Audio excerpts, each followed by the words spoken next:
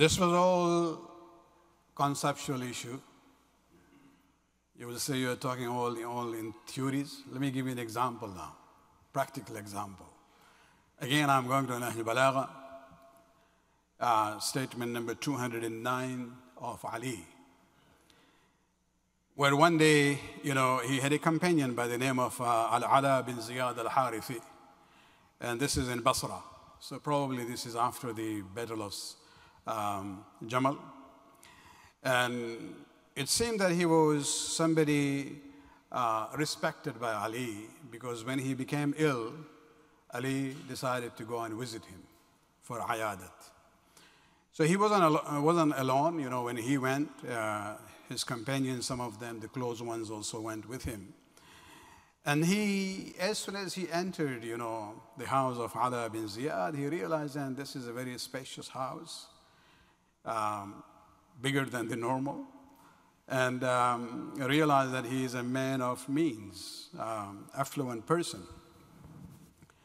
So when he sat down after the normal, conversation, whatever a person would have, how are you doing, how is your health, and this and that, then Ali turns to him and he says, ما كنت تصنع بسعة هذا الدار في الدنيا. He says to Ala bin Ziyad that, what are you going to do with such a big, spacious house in this world? وأنت إليها في الآخرة كنت أحوج. You actually need this more in the hereafter. Here, you just want a small bedroom, that's it, But you need this more in the akhirah. But then if Ali had just stopped that there, then it would be like he's kind of condemning this person for having a good life. But he says, no, وَبَلَى إِن شِئْتَ بَلَّغْتَ بِهَا الْآخِرَةِ. He says, if you want, you can take this vast house that you have in this dunya with you to the akhirah. So then what did Ali do? Did he say, go and call Federal Express? Or a delivery service? No. He says, you can take this vast home with you, spacious house that you have, to the akhirah by doing the following. تُخْرِي فِيهَا الضَّيْفِ, by inviting guests to your house. تَصِلَ فِيهَا الرَّحِمِ, by helping out those your relatives who are in need. وَتُطْلِعُ مِنَحَ الْحُقُوقِ مَطَالِعْهَا, and fulfilling the financial dues which are there on you through this house.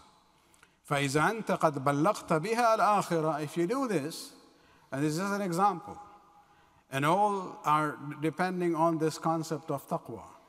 If you do this, you will be able to take this house with you to the akhirah. When Ala heard this advice from Amir al-Mu'mineen, he took the opportunity. He said, "Oh, Amir al-Mu'mineen, I have a complaint about my brother, Asim bin Ziyad. He basically has put on the garb of spirituality, spends his days in fasting and his nights in prayers, doesn't care about his wife and children, doesn't even think about, to provide them adequately. And so he was basically saying that, yeah, Imam, I take care of my own family and my duties, but I have my brother who has gone in this path of so-called spirituality, where he is no more concerned about his wife and his children." And so Amir al-Mu'mineen basically asked him that, call your brother. And when this brother of his came, Asim bin Ziyad, look at the way Ali talks to him immediately. He says, "Ya aduwa nafsi, laqad istahama bika al-khabis." Oh, the one who is enemy of your own soul.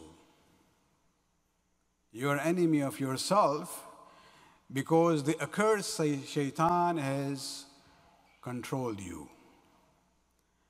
أما رحمت أهلك وولدك.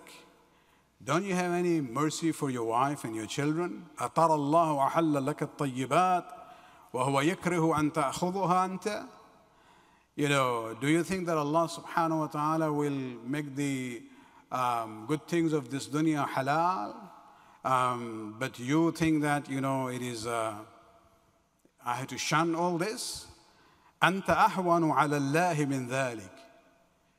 You are nothing compared to Allah on these matters. Don't think you are something, very high and pious. Asim bin Zayd, he also, of course, knows Amir al-Mu'mineen. He knows Ali's lifestyle. Although he's a ruler, he has the means. Ali was not a poor person at that time. Remember that.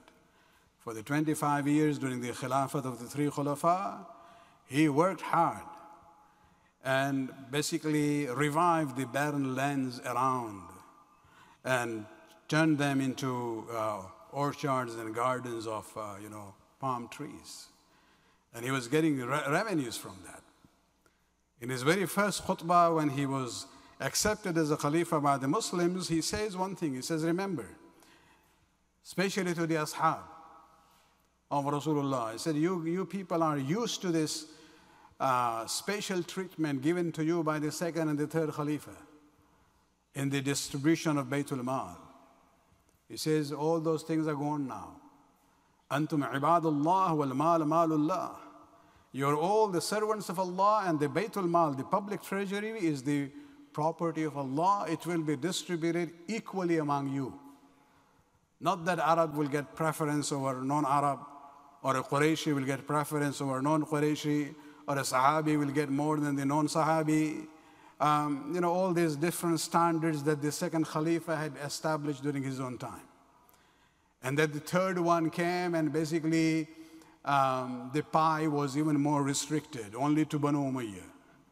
And that's why the rebellion came against him, and they eventually killed him. And so Ali reminds them that and said, remember, I will not give you anything to anyone more than what they do, what is their right. And then he says something, remember, as long as my revenues are coming from my properties, Ali will not even take his share from Baytul Mal.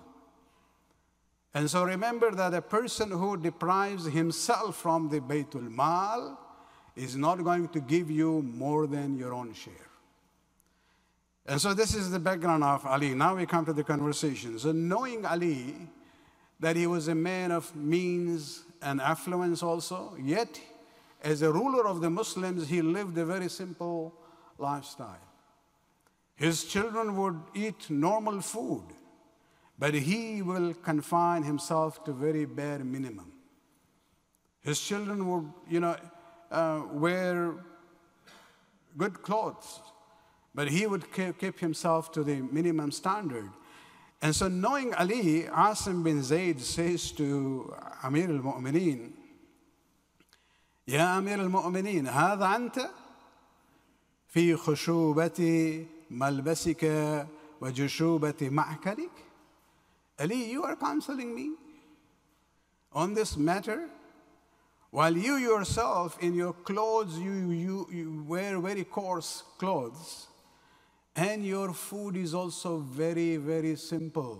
Even the bread he would use would be the dry one, with no charbi or, oil on it. And this is where Amir al-Mu'mineen says, Lastu, remember that you actually do not realize that you are not like me. I am the ruler of the Muslims. I have to live the life according to the poorest of the poor, so that they can relate to me. So don't compare yourself to me. Your duty is something else. My duty is something else. Salawat.